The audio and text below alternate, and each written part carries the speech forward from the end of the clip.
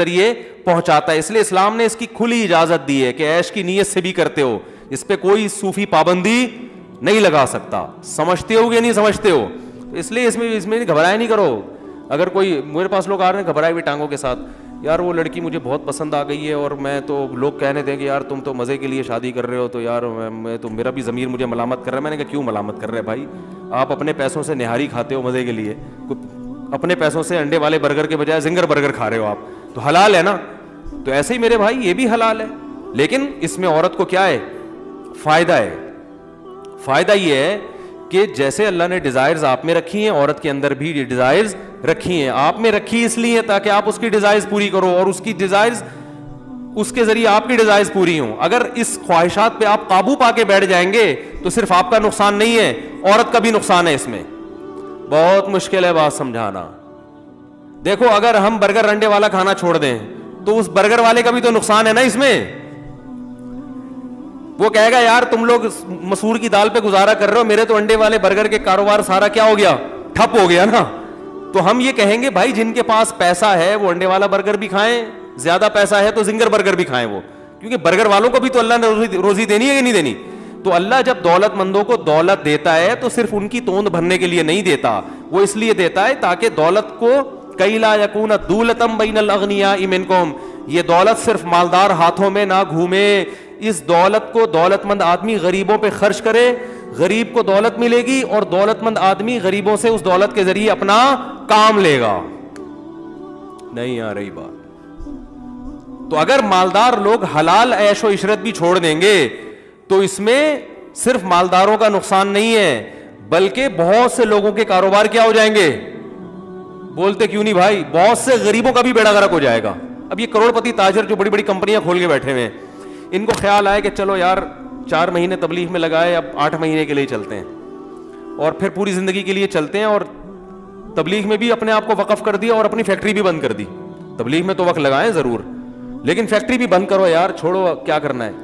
تو بھائی آپ کا جو پیسہ آ رہا تھا وہ تو رکے گا, مگر اس فیکٹری کے ملازمین کا بھی بیڑا, بولو بھائی, غرق ہو جائے گا. تو یاد رکھو اللہ نے جو آپ کو صحت دی ہے نا, طاقت دی ہے, جسم میں قوت دی ہے, جو آپ انڈے پراٹھے پھوڑ رہے ہو طبیعت سے بیٹھ کے, اور لاہوری ہمارے جو لاہوری لوگ ہیں وہ گوجرانوالا اور لاہور میں ماشاءاللہ خوراک اتنی ٹائٹ ہے ان لوگوں کی.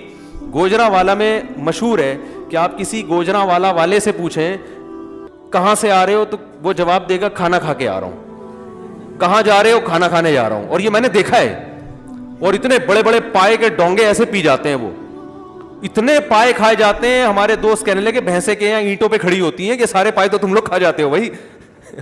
تو اب آپ بتاؤ, صبح و شام اتنے پائے کھا رہے ہیں, اتنے پراٹھے پھوڑ رہے ہیں. اور تو اللہ تعالیٰ نے جو مرد کو عورت کی طرف رغبت رکھی ہے, مرد کی جو اس میں بے پناہ خواہشات سیکشول ڈیزائرز رکھی ہیں, اللہ تعالیٰ نے یہ ڈیزائر اس لیے نہیں رکھی ہے کہ اس کو کچل کے ختم کرو, اس پہ قابو پاؤ, نہ نہ نہ نہ نہ, یہ دماغ سے نکال دو. یہ خواہشات اس لیے رکھی ہیں تاکہ کسی عورت سے نکاح کر کے اپنی خواہشات کو پورا کر کے اس کو بھی فائدہ پہنچاؤ. تو اس کا فائدہ یہ ہوگا کہ غریب عورت آپ کے مال کی وجہ سے آپ سے نکاح پہ آمادہ ہوگی. دیکھو یہ دنیا کا اصول ہے کہ ہر آدمی دوسرے کی ضرورت سے فائدہ اٹھاتا ہے.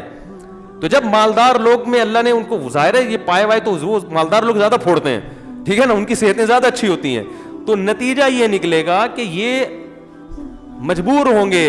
تو غریب عورتیں کیا کریں گی, ان کو مہر زیادہ ملے گا, ان کو ان کے اسٹینڈرڈ سے اوپر کا. میں ایسے لوگوں کو جانتا ہوں جنہوں نے کسی طلاق یافتہ بیوہ سے شادی کی, غریب سے, پورا فلیٹ بک کرا کے دے دیا اس کو, منتھلی ٹھیک ٹھاک ان کی جو ہے نا اماؤنٹ باندھ دیا, گاڑی لے کے دے دی ان کو, ٹھیک ہے نا. تو عورت کو فائدہ ہو رہا ہے کہ نہیں ہو رہا؟ تو اب اس میں یہ کہا جائے کہ نہیں نہیں اپنی دنیا کی خواہشات پوری نہیں کرنی چاہیے, یہ غلط ہوتا ہے. یہ سب فضول قسم کی باتیں. جو جائز خواہشات اللہ نے رکھی ہیں, قل من حرم زینت اللہ التی اخرج لعباده والطیبات من الرزق, اے نبی آپ ان سے کہہ دیجئے کہ کون ہے جس نے زینت کو حرام کر دیا اور پاکیزہ رزق کو اپنے بندوں پر, میرے بندوں پر حرام کر دیا. کون یہ پابندی لگانے والا ہے؟ کون؟ گویا اللہ کہہ رہے ہیں اس صوفی کو لے کر آؤ میرے سامنے, میں نے پیدا کی ہیں. قل ہی للذین آمنوا فی الحیات الدنیا, دنیا میں بھی تو اصل تو ایمان والوں کے لیے. کافر کو تو غریبی میں مل رہا ہے, لیکن اب غریبی زیادہ ہو گئی ہے, ٹھیک ہے نا. جو غریبی ہے وہ کیا ہو گئی ہے, غریبی والے غریبی زیادہ لے کے جا رہے ہیں, اور جو مسلمان تھا وہ کیا ہے, وہ اسی بحث میں لگا ہوا ہے. تو اس لیے حرام اور حلال میں میرے بھائی فرق کرو. حرام بہت برا ہے, زنا بہت برا ہے اسلام میں. بد نظری کے بارے میں قرآن کے کیا الفاظ ہیں؟ یعلم خائنۃ الاعین, آنکھوں کی خیانت کو بھی جانتا ہے وہ. یہ جو انٹیوں کو نظریں گھما گھما کے دیکھ رہے ہو نا, تو اللہ فرماتے ہیں یہ آنکھوں کی خیانت کو بھی, اس میں بھی پکڑ ہوگی, اللیگل ہے نا. تمہارے لیے صرف تمہاری بیوی بس. ہاں اس میں یہ ہے کہ اب اس میں اللہ نے تمہیں چھوٹ دی ہے بھائی. اور اللہ نے کیا فرمایا؟ ما طاب لکم من, یہ میرا ٹاپک نہیں ہے, بس ابھی آ رہا ہوں, آپ لوگ گھبرائیں نہیں. وہ خواتین بیان سن رہی ہوتی ہیں, بھاگ جاتی ہیں, اوپر بھی بیٹھی ہوئی ہوں گی, بالکل بھاگ نہ جائیں. خواتین کو تسلی دلا رہا ہوں, 1 مہینے تک اس ٹاپک پر اب میں انشاءاللہ بات نہیں کروں گا, کوشش اس کی ہوگی.